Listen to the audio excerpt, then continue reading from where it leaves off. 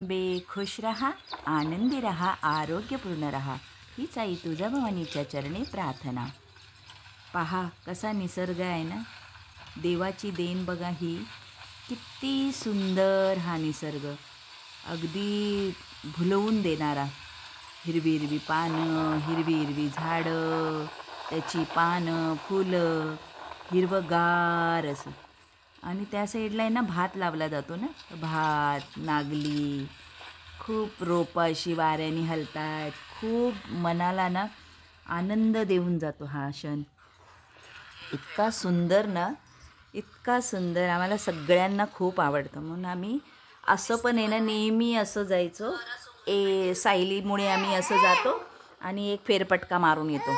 म्हणजे खूप आवडतं आम्हाला सगळ्यांनाच. अगदी थकलेलं असेल, त्रासलेलं होतंच ना घरामध्ये आता, तर मग ना आम्ही त्या वातावरणात जातो आणि एवढं रममान होऊन जातो ना की कळूनच येत नाही की आपल्याला काही दुःख होतं, आपल्याला आहे दुःख, सगळं विसरून देतो हा निसर्ग. आणि माझ्या मुलांनाही आवडतं हे. बघ ग, ही बघ युक्ता, बघ कशी करते. हां, बघ ना किती छान वाटते, किती सुंदर वाटते. पाऊस पडतोय आणि हे इतकं सुंदर नजारा ना, खरंच किती सुंदर आहे ना ग. आणि इतकं ना असं खूपच काही शब्दच नाही, निशब्द. आणि खूप बरं वाटतं. एक अशी वाऱ्याची झुळूक आली ना, असं मनाला, असं अलगद हृदयाला मोरपिसासारखं हळूच खुलवून जातं. आणि धरती मातेनी जणू हिरवी साडीच नेसली असं वाटतं. असा शालू हिरवा नेसून ती आपल्यासमोर अशी पुढे येते आणि आपण तिचं त्या रोपाला एवढं मोहित होऊन तियाकडे बघत राहतो, आईकडे. आणि ती काळी आई अशी हिरवी गार झालेली बघून आहे ना, मन कसं असं तृप्त होतं. आणि आपली आई एवढी सुंदर दिसते, त्यात तो झरा आणि तो पाण्याचा, किती पाणी आहे बघ आता याला ना.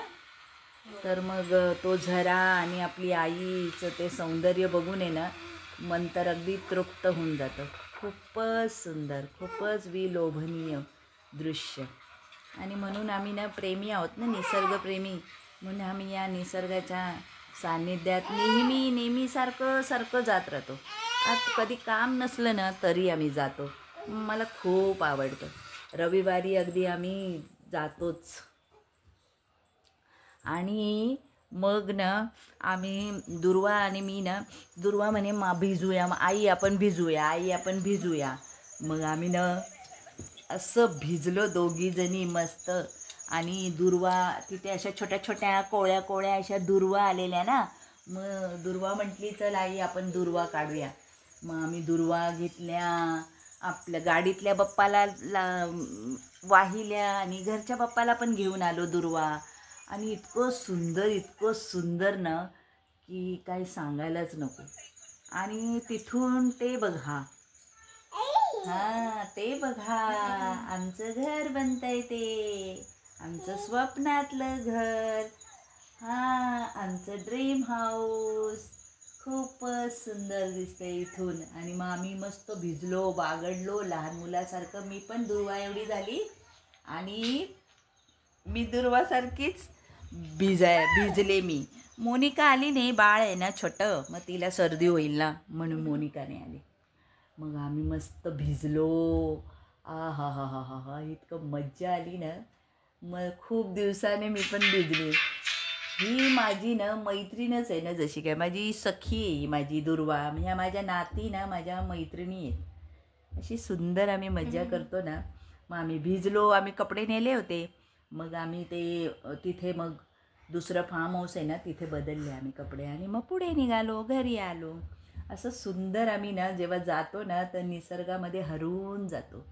खूपच ही देवाची लीला. देवा तुझी खूप खूप धन्यवाद की तू ही सृष्टी बनवली, इतकी सुंदर सृष्टी बनवली.